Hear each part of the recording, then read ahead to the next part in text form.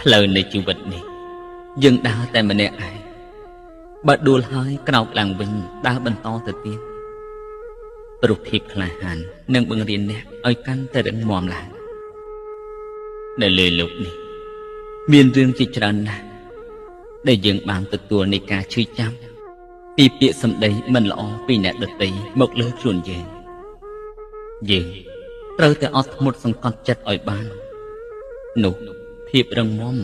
កាន់តែធ្វើឲ្យយើងមានចិត្តល្អប្រសើរមកវិញមនុស្សយើងត្រូវមានដំណើរជីវិតទៅមុខជានិច្ចចូលកុំអស់សង្ឃឹមនៅក្នុងជីវិតអីព្រោះយើងកើតមកតែងទទួលផលលំបាករូបសំបែបយ៉ាងទាំងផ្លូវពីរគឺផ្លូវកាយនិងផ្លូវចិត្តវាគឺជាឧបសគ្គដែលរារាំងនៅក្នុងជីវិតរបស់យើងគ្រប់គ្នា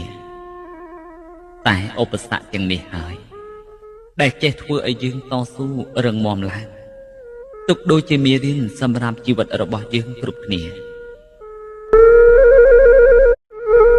ផ្លូវនៃជីវិតនេះ